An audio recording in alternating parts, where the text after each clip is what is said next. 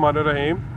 मैं जो बयान दिता सी वो तुसां मीडिया हज़रात नूं सारिआं नूं पता है। उसका उल्टा जिहड़ा है वो उन्होंने बना के उहदा बयान का मतलब जिहड़ा है वो उल्टा बना के ते मेरे ते जो साडी क़यादत ते मेरे ते जो मुकदमा बनवाया सी, अल्लाह के फजल नाल अज अल्लाह ने सानूं इज़्ज़त दित्ती और असीं बाइज़्ज़त तौर पर बरी होए हाई कोर्ट तो।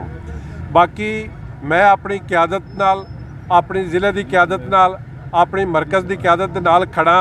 उन्हां दे हुक्म के मुताबिक जो मैनूं पार्टी हुक्म देवेगी मैं उसके मुताबिक इंशाअल्लाह अगू भी चलांगा और जद्दोजहद जारी रखांगा। अल्लाह के फजल नाल मेरा हौसला मज़ीद बुलंद होया है और मैं अपने आप नूं मज़ीद अपनी पार्टी वास्ते मजबूत किया है और जो क़यादत मेरी, जो जिम्मेदारी, जो ड्यूटी लावेगी इंशाअल्लाह मैं पूरी करांगा।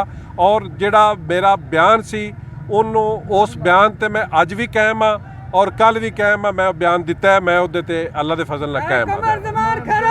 पार्टी मेरे नाल खड़ी है और हमेशा तो खड़ी है क्योंकि मैं अपनी पार्टी वास्ते मुखलस हाँ, अपनी पार्टी दे नाल हाँ। मेरी पार्टी मेरी इंशाअल्लाह मेरे सिर दे उत्ते हमेशा खड़ी है और उन्होंने साबित किया है, मेरे दोस्तां ने, मेरे अजीज़ां ने, मेरे भरावां ने, मेरे लगदियां ने यह साबित किया कि असी कमर दे नाल हाँ और मेरी क़यादत ने मैनू हर जगह ते डिफेंड किया है और इंशाअल्लाह मेरे नाल खड़े ने और मेरे नाल ने। मैनू उम्मीद है अल्लाह के फजल नाल। तो सियासी इंतकाम का निशाना बनाया गया है, लेकिन मैनू इस ते फख्र भी है।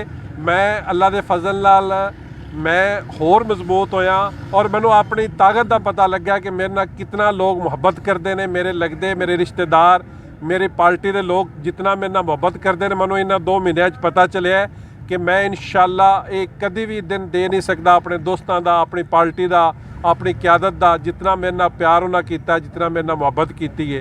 और ये मुकदमे सियासी कारकुनां दे, ये सियासी कारकुनां दे जेवर होंदे ने, ये हथकड़ियाँ, ये झूठे मुकदमे, ये अल्लाह के फजल नाल असी अगे भी इन्हां दा मुकाबला किया है और मज़ीद अल्लाह के फजल नाल हिम्मत नाल इन्हां दा मज़ीद मुकाबला करांगे और अपने पैरां थले रोंदांगे इंशाअल्लाह अल्लाह के फजल नाल। ये जदों लोगों ते आउंदा है वक्त असी इंशाअल्लाह शहबाज गिल वाकण या आज़म स्वाति वाकण टै मैं नहीं करनी।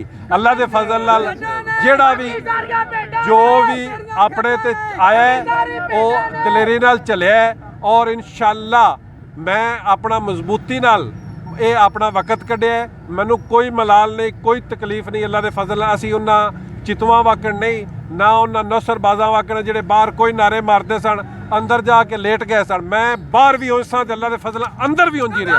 कारकुनां नूं यही पैगाम देना चाहना कि मैनू उन्होंने खरीद लिया है। मेरी जान जिंद, मेरे खून का एक कतरा अपने अजीज़ां वास्ते, अपने दोस्तों वास्ते, अपनी पार्टी वास्ते, अपनी क़यादत वास्ते मेरा खून का एक कतरा हाज़र है और मैं हमेशा उन्होंने ये देनदार हाँ जितना उन्हें मेरे नाल मुहब्बत इन्हां 2 महीने की है।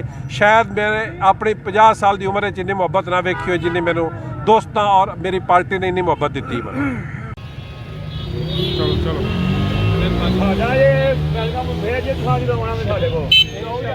मैं